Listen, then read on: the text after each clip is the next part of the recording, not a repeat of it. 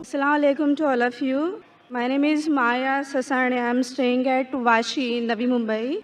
And my question is why respected prophets and spiritual scripts were sent to Mid Asia and nearby Europe, and why not to India? बहन का सवाल है कि profits mid Asia में भेजे गए हैं, यूरोप में भेजे गए, दिगर ममालिक में भेजे गए, इंडिया में क्यों नहीं भेजे गए? इंडिया में क्यों नहीं? कुरान मजीद में साफ तौर पे लिखा है, साफ तौर पे सूरह रअद में सूरा नंबर 13 आयत नंबर 7 में, वली कुल्ली कौमिन हाद, हमने हर कौम में हिदायत देने वाला भेजा है। साफ तौर पे लिखा है कि अल्लाह सुब्हाना व तआला ने हर कौम में पैगंबर भेजा। और हदीस में आता है कि मोहम्मद सल्लल्लाहु अलैहि वसल्लम फरमाते कि अल्लाह सुब्हाना व तआला ने सारी दुनिया में 1,24,000 पैगंबर भेजे, लेकिन नाम से जिक्र कुरान मजीद में सिर्फ 25 का है। नाम से जिक्र कुरान मजीद में सिर्फ 25 का है, लेकिन कुरान मजीद में अल्लाह ताला फरमाते हैं सूरह निसा सूरा नंबर 4 आयत नंबर 164 में कि कुछ पैगंबर के बारे में हम जिक्र करते हैं, कुछ पैगंबर के बारे में नहीं। तो सारे पैगंबर का जिक्र करना कुरान मजीद में ज़रूरी नहीं, तो ये कुरान मजीद इतनी बड़ी किताब हो जाती, बिल्डिंग से भी बड़ी। इतनी छोटी किताब जब आज अक्सर इंसान नहीं पढ़ते, तो अल्लाह ताला ने ये कुरान मजीद टेलीग्राफिक मैसेज, शॉर्ट में इंसानियत को हिदायत दी है। इट्स अ टेलीग्राफिक मैसेज, लेकिन इसमें यह कहा गया है कि हर कौम में हमने पैगंबर भेजा, हर कौम में, ताकि कोई ये नहीं कह सके कि मुझे पैगाम नहीं मिला। इंडिया में भी अल्लाह ने पैगंबर भेजे हैं, नाम से हम उनका जिक्र नहीं जानते, नाम से उनका जिक्र कुरान मजीद में नहीं है। लेकिन एक बात मैं ज़रूर कहना चाहूँगा कि जितने पैगंबर, आखिरी पैगंबर मोहम्मद सल्लल्लाहु अलैहि वसल्लम के पहले आए, उनका पैगाम महदूद था सिर्फ उन लोगों के लिए जहाँ उनने पैगाम दिया। जितने पैगंबर भी आखिरी पैगंबर मोहम्मद सल्लल्लाहु अलैहि वसल्लम के पहले आए, उनका पैगाम महदूद था सिर्फ उन लोगों के लिए। लेकिन क्योंकि मोहम्मद सल्लल्लाहु अलैहि वसल्लम आखिरी पैगंबर है और इसके बाद कोई भी पैगंबर नहीं आएंगे, इसका जिक्र है सूरह अहज़ाब में सूरा नंबर 33 आयत नंबर 40 में कि मोहम्मद सल्लल्लाहु अलैहि वसल्लम आखिरी पैगंबर है। इसीलिए मोहम्मद सल्लल्लाहु अलैहि वसल्लम सिर्फ अरबों या सिर्फ मुसलमानों के लिए नहीं भेजे गए थे, वो सारी इंसानियत के लिए भेजे गए थे।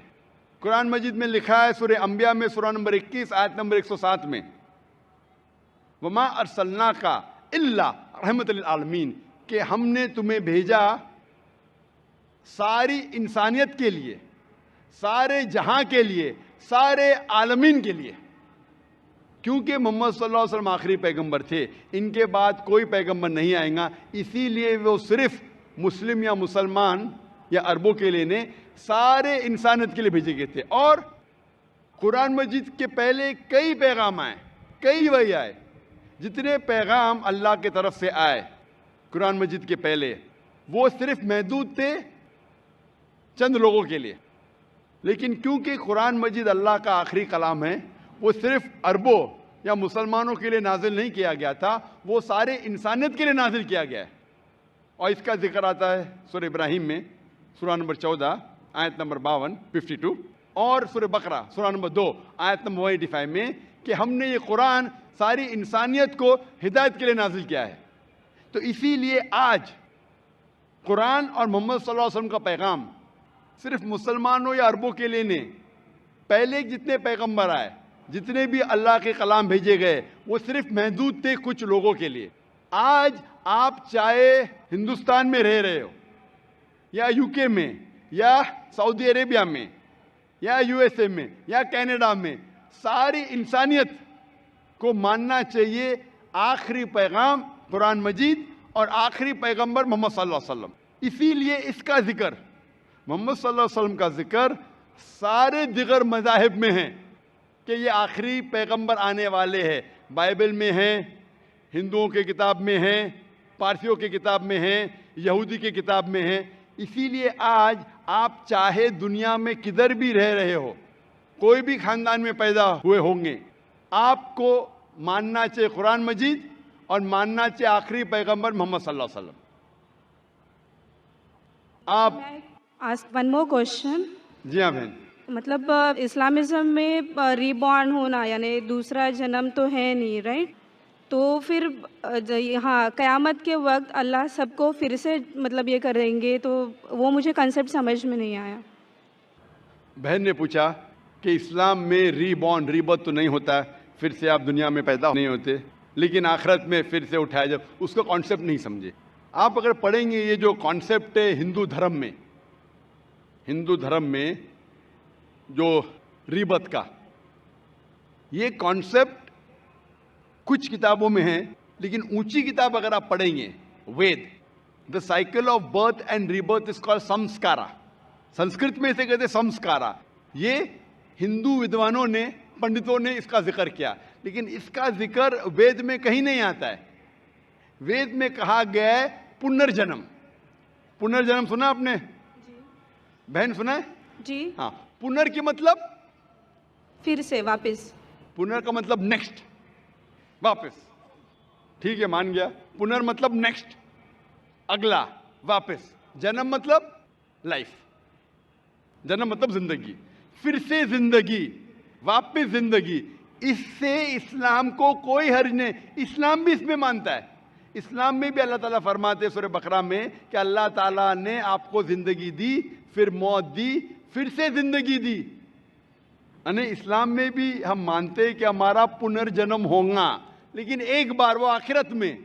तो पुनर्जन्म इस्लाम में भी लिखा है, लेकिन संस्कारा ने, जो हिंदू विद्वान कहते जिंदगी फिर मौत, फिर जिंदगी, फिर मौत, फिर जिंदगी और मौत, और अब 7 बार लेंगे जन्म इंसान जैसा, इसका जिक्र वेद में कहीं भी नहीं है। मैं चैलेंज करता हूं, ये पंडितों की विचार थी, सोच थी, ये साबित करने के लिए कि कुछ बच्चे पैदा होते बीमार, कुछ पैदा होते अच्छी सेहत के साथ, कुछ बच्चे पैदा होते अपाहिज, कुछ अच्छी सेहत के साथ, कुछ अमीर, कुछ गरीब।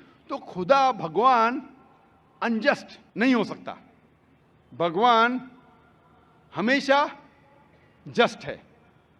उनको ये नहीं समझ में आता था बच्चा कैसा अपाहिज पैदा हुआ, बच्चा गरीब कैसा पैदा हो। तो उनने अपनी सोच से सोचने लगे कि भगवान तो गलती नहीं कर सकता, इसीलिए ये बच्चे ने पहले जन्म में गलती किया है ना, इसलिए अभी अपाहिज पैदा हुआ। पहले जन्म में कुछ गलती किया ना, इसलिए गरीब पैदा हुआ। पहले जन्म में अच्छा किया तो अमीर पैदा हुआ। ये उनकी सोच है, ये आपके वेद में नहीं लिखा है। इस्लाम में, कुरान मजीद में अल्लाह ताला फरमाते कि बच्चे आपके लिए इम्तिहान हैं। तो बच्चे जब अपाहिज पैदा होते हैं तो ये नहीं कि वो जन्नत में नहीं जा सकते। हर बच्चा मासूम है। बच्चे वालिदैन के लिए फितना है, इम्तिहान है। तो हो सकता है कि कंजेनाइटल हार्ट डिफेक्ट होकर बच्चा पैदा होता है, उसको दिल की बीमारी है। दिल की बीमारी होना मतलब ये नहीं कि बच्चा जहन्नम में जाएगा, लेकिन वालिदैन के लिए एक फितना है, टेस्ट है कि बच्चे अगर बीमार पैदा होते हैं फिर भी वालिदैन अल्लाह पे भरोसा करते हैं क्या नहीं। हो सकता है कि वालिदैन नमाजी है, अल्लाह के अहकामात पे अमल करते, अल्लाह ताला उनको अच्छा मयार देना चाहता है। मिसाल के तौर पे आप जब पास करते हैं ग्रेजुएशन, तो आप बीए पास कर दिए, बीए बन गए, लेकिन जब आप एमबीबीएस एग्जाम देते आपके नाम के आगे लग जाता है डॉक्टर। बट एमबीबीएस एग्जाम पास करना बीए एग्जाम से बहुत कठिन है और डिफिकल्ट है और मुश्किल है, लेकिन जब मुश्किल टेस्ट पास करते आपका रिवॉर्ड भी बड़ा है। तो अगर बच्चे अपाहिज पैदा होने के बाद फिर भी वालिदैन अल्लाह पे भरोसा करते तो अल्लाह ताला हो सकता है उनको जन्नत फिरदौस देना चाहता है। जन्नत में भी लेवल है। तो ये टेस्ट कर रहा है अल्लाह, किसी को गरीब पैदा करता है, किसी को अमीर पैदा करता है। अमीर या गरीब से आप जन्नत में नहीं जा सकते, बनिस्बत अमीर आदमी को जन्नत में जाना और मुश्किल है, क्योंकि उसका इम्तिहान और कठिन है, डिफिकल्ट है। क्योंकि अमीर को चैरिटी देने का होता है, गरीब को चैरिटी नहीं देने का। ज़कात के अंदर गरीब को फुल मार्क्स 100 आउट ऑफ 100। अमीर हो सकता है बोलेगा मैं नहीं दूंगा तो 0 मिला, हो सकता है वो आधा दे रहा है तो आधे मार्क्स मिलेंगे। गरीब को 100 आउट ऑफ 100। हम कहते हैं गरीब है, गरीब के और चांसेस है जन्नत में जाने के लिए। हम कहते रहे गरीब इंसान है, ये हमारी सोच है। अल्लाह ताला इम्तिहान ले रहा है। अल्लाह ताला कहता है कि दौलत एक इम्तिहान है। तो ये हिंदू विद्वान इसे समझ नहीं सके तो संस्कारक है, मौत जिंदगी, मौत जिंदगी, मौत जिंदगी।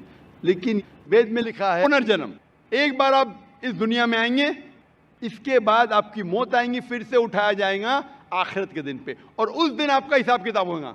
फिर अल्लाह ताला आपका हिसाब किताब लेंगे कि जो अल्लाह ने इंसानों से फरमाया था कि एक खुदा में मानो, आपने खुदा में माना कि नहीं, बुत परस्ती मत करो, आपने किया कि नहीं, आखिरी पैगंबर मोहम्मद सल्लल्लाहु अलैहि वसल्लम ने मानो, आपने माना कि नहीं, आपने सलाह पढ़ी क्या नहीं, आपने चैरिटी दी क्या नहीं, आपने रोज़ा रखा कि नहीं।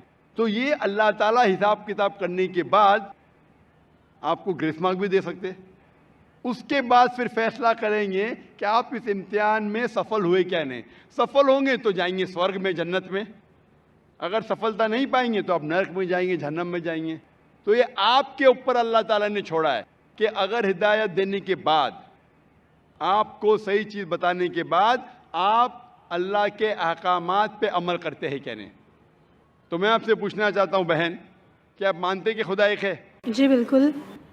आप मानते हैं कि बुत परस्ती गलत है? हाँ। आप मानते हैं कि मोहम्मद सल्लल्लाहु अलैहि वसल्लम आखिरी पैगंबर है? हाँ। तो आप इस्लाम कबूल करना चाहेंगे? सर एक्चुअली मैं बेसिक लेवल से स्टडी कर रही हूँ, मैं और बहुत कुछ जानना चाहती हूँ। बेसिक लेवल देखो, आप इट्स जस्ट इनिशियल। आपको स्कूल में दाखिल होना चाहिए बस। जी बिल्कुल। ABC भी आए तो खलास, दाखिल तो हो गए।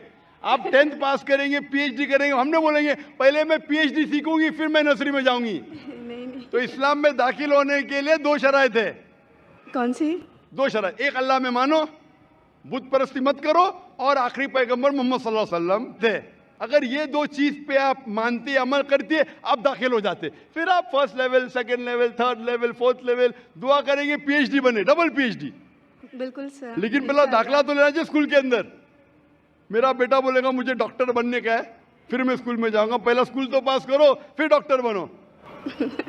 तो आप चाहेंगे कि स्कूल में दाखिल हो? जी बिल्कुल।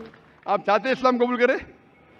हाँ, बट कुछ वक्त लगेगा मुझे उसके लिए। नहीं, अमल करना अलग बात है। अगर आप मुस्लिम बन गए तो नहीं कि 100% आपको 100% तो मैं भी नहीं करता हूँ, मैं कोशिश करता हूँ। सही बात है, हम लोग इंसान है 100% ना। मैं बिल्कुल सही, बिल्कुल सही। आप तो माशाल्लाह, आप कह रहे कि आप शुरू किए, मुझे तो लगता है कि आप तो माशाल्लाह ग्रेजुएट हो गए। आपने कहा आप इंसान है, बिल्कुल सही, क्योंकि मैं भी इंसान हूँ। मैं नहीं कह सकता अरे मैं दावा कर सकता अरे मैं तो बहुत अच्छा मुस्लिम हूँ 100% तो मैं भी नहीं हूँ। मैं तो अल्लाह से दुआ करता हूँ कि जो भी थोड़ा बहुत मैं उसकी राह में कर रहा हूँ उसे कबूल फरमाए। तो पहले दाखला तो ले, हमें पता नहीं कितनी जिंदगी हमारी है। कल अगर इंसान मर गया और दाखला नहीं लिए तो फिर फेल, दाखला ले लिए फिर मर गए, अरे आप टाइम देते तो इंशाल्लाह मैं PhD करती थी। तो दाखला लेना इंपॉर्टेंट है। तो आप चाहेंगे मुसलमान बनना? जी माशाल्लाह, अल्लाह आपको जज़ा खैर दे। आप मानते खुदा एक है? बिल्कुल। आप मानते कि बुत परस्ती गलत है, मूर्ति पूजा गलत है? गलत है। आप मानते कि मोहम्मद सल्लल्लाहु अलैहि वसल्लम आखिरी पैगंबर है? जी आपको कोई भी जबरदस्ती कर रहा है इस्लाम कबूल करने के लिए? नहीं। मैं भी जबरदस्ती नहीं कर रहा हूँ ना। नहीं तो। हाँ, नहीं तो आप बोलेंगे रे जाकिर ने मजमे में मुझे फंसा दिया। माशाल्लाह, फंस रहे तो मालूम है मैंने फंसाया नहीं। आप जवाब भी सही दे रहे। आप अपने होशो हवास में इस्लाम कबूल करना चाहते? जी हाँ। आप पे कोई भी माली दबाव? मे भी फैमिली का हो सकता है, मुझे उनको कन्विंस करना नहीं नहीं, इस्लाम कबूल करने के लिए कोई भी पैसे दे रहा है आपको? नहीं नहीं नहीं। कल पुलिस पूछ सकती है जाकिर ने एक्चुअली मेरी उर्दू थोड़ी पुअर है ना। मेरी उर्दू भी पुअर है, इसीलिए अल्हम्दुलिल्लाह आप मुझे और अच्छा समझ रही है। अगर आपकी उर्दू अच्छी होती थी तो शायद मुझे नहीं समझ पाती। ये अल्लाह की मदद है कि मेरी अच्छी उर्दू नहीं, आपकी अच्छी उर्दू नहीं, आप मुझे और बेहतर समझ सकते। मैं हिंदी उर्दू मिक्स बात करता हूँ। जी। आपको कोई भी पैसे दे रहा है इस्लाम कबूल करने के लिए? नहीं। हाँ, नहीं तो हो सकता है पुलिस कर पूछेंगे मैं जाकिर ने कितने पैसा दिया आपको। होता है कभी कभी कबूल करने के बाद जाकिर ने कितने डॉलर आपको दिए। क्योंकि पैसे के दबाव से किसी को इस्लाम कबूल कराना गलत है इस्लाम में, और इस देश में भी गलत है। तो आप अपनी मर्जी से करना चाहते हैं। जी माशाल्लाह। तो मैं इंशाअल्लाह दोहराऊंगा अरबी में, आप भी उसे दोहराइए इंशाअल्लाह। अशहदु अशहदु अल्लाह अल्लाह इलाहा इलाहा इल्लल्लाह इल्लल्लाह व अशहदु वअशहदु अन्ना अन्ना मोहम्मदन मुहम्मदन अब्दुहु अब्दुहु व रसूलुहु। व रसूलुहु। मैं शहादत देती हूँ मैं शहादत देती हूँ कि अल्लाह अल्लाह के अलावा अलावा कोई माबूद नहीं कोई माबूद नहीं और और मैं शहादत देती हूँ मैं शहादत देती हूँ मोहम्मद मोहम्मद सल्लल्लाहु सल्लल्लाहु अलैहि वसल्लम अलैहि वसल्लम उसके पैगंबर उसके पैगंबर और बंदे हैं। और बंदे हैं। माशाअल्लाह, आपकी एंट्री हो गई, आपका दाखला हो गया। शुक्रिया सर। विदाउट रिश्वत, विदाउट डोनेशन। आजकल स्कूल में वो डोनेशन लेते। और मैं अल्लाह सुब्हानहू व तआला से इंशाअल्लाह दुआ करूँगा कि आपकी जिद्दोजहद को कबूल फरमाए और आपको पीएचडी दे। पीएचडी मतलब ग्रेजुएशन मतलब जन्नत, पीएचडी मतलब जन्नत फिरदौस। मैं अल्लाह से दुआ करूँगा कि आपको जन्नत फिरदौस दे और आप भी मेरे दुआ करें ताकि मुझे भी एंट्री मिले जन्नत फिरदौस में। सर एक्चुअली आपको ढूंढते हुए मैं आपके जैस्मिन अपार्टमेंट में भी घुस गई थी एक बार, अरे जास्मिन अपार्टमेंट में घुस गई थी और आपके घर पे जाके आपकी बेटी से बात की थी जिक्रा से। ओह माशाअल्लाह, माशाअल्लाह। आपका नाम क्या है? जी मेरा नाम माया है। माया है, माशाअल्लाह। मेरी बेटी ने मुझसे कहा नहीं। माशाअल्लाह, थैंक यू सर। जज़ाकल्लाह, शुक्र।